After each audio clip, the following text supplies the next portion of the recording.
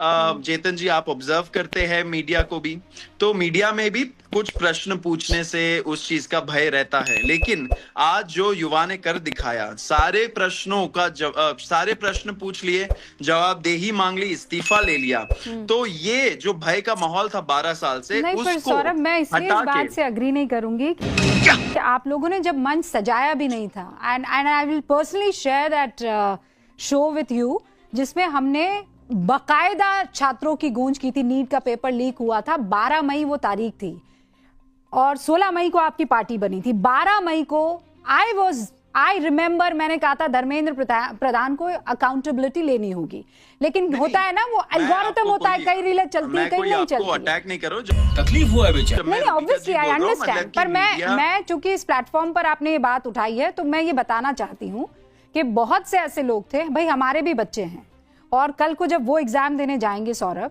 तो आपको दुआएं देंगे इस बात का कि एक स्ट्रॉन्ग, मजबूत, हमें जो फैसले और कदम उठाने थे वो उठाए गए हैं, नो डाउट अबाउट इट। लेकिन अब बड़ा सवाल ये उठता है, और पहले आप उस सवाल का जवाब दे दीजिए, कभी ऐसा लगा कि नहीं हो पाएगा जब सोनम वांगचुक या डर लगा आपको? हाँ, या आपको कभी डर लगा कि इतने पावरफुल लोगों डे से आप... वन से हम अभी पता चलेगा। क्लियर थे कि जब युवा एकता हो जाए, जब युवा यूनाइट हो जाए, तो कोई ऐसी ताकत नहीं है जो उनके सामने नहीं झुकेगी। हमारे सारे डिमांड्स जायज डिमांड्स थे। बेसिक मिनिमम अकाउंटेबिलिटी रिस्टोर करने का डिमांड था, साथ साथ डिग्निटी उन फैमिलीज के लिए जिनके बच्चे इस ब्रोकन करप्ट एजुकेशन सिस्टम के वजह से सुसाइड करके मर गए, उनके फैमिलीज की डिग्निटी वाली बात थी। एंड साथ साथ जो प्रदर्शनकारियों के खिलाफ एफआईआर फाइल किया गया था एंड किया जाएगा, उससे उसका चिलिंग इफेक्ट को हटाने के लिए जो विड्रॉल का गारंटी मिला है, ये हम लोगों का, ये सारे डिमांड्स बहुत बेसिक मिनिमम अकाउंटेबिलिटी। नहीं, पर ये तो डिमांड्स बताइए सौरभ, वो पॉइंट हम जानना चाह रहे हैं कि वो सौरभ दास, आशुतोष रांका, अभिजीत दीपके, कभी ऐसा हमें डे वन से पता था, ऐसा लगा था कि बहुत मुश्किल है?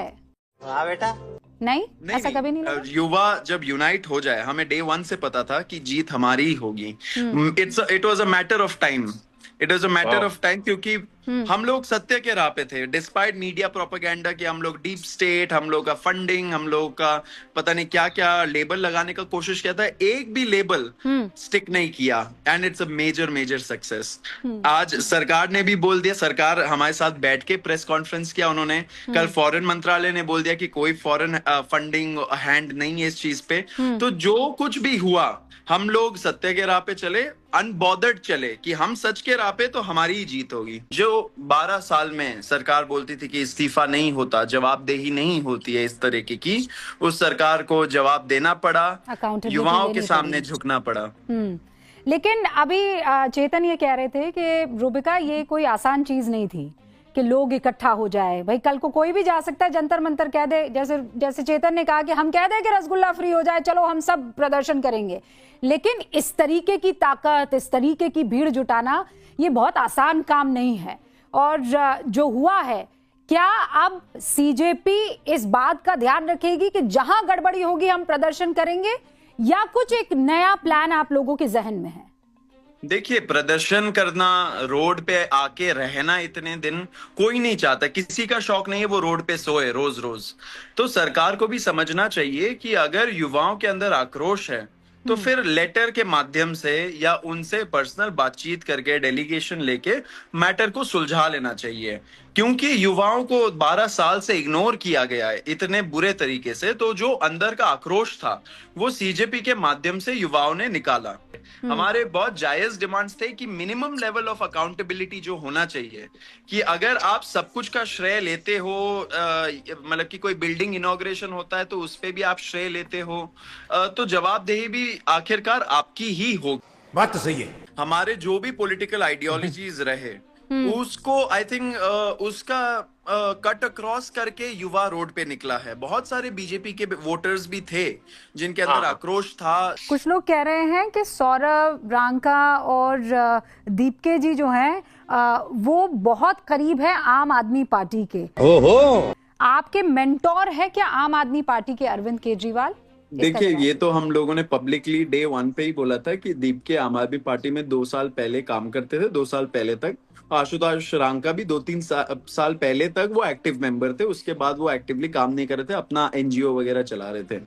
मैं तो जर्नलिस्ट हूँ, आप मेरा बैकग्राउंड उठा के देख लीजिए, मैं रोज मतलब हर 15 दिन में एक आर्टिकल लिखता हूँ, तो ये मेरा तो कोई रोल था ही नहीं इन सब चीजों में। देखिए, पास्ट एसोसिएशंस रहते हैं लोगों के, उसके लिए आप किसी को नेगेटिव नहीं बोल सकते हो। आम आदमी पार्टी भी अगर रहा, कोई आतंकवादी संगठन तो है नहीं, पॉलिटिकल पार्टी ही है। तो लोग ये समझे, इसलिए युवाओं ने भी सपोर्ट किया इस आंदोलन को, भले ही हमारे जो भी बैकग्राउंड रहे, क्योंकि मुद्दा जायज था। लेकिन ये जरूर है कि we are very very very proud of the youth of this country, क्योंकि अगर मैं आपको सही में बताऊं तो अगस्त 15, 2026 जब हम लोग इस बार आजादी का महोत्सव बनाएंगे, तो सही में सही तरीके से हम लोग इस बार आजादी का दिवस मनाएंगे। क्यों हिला डाला ना।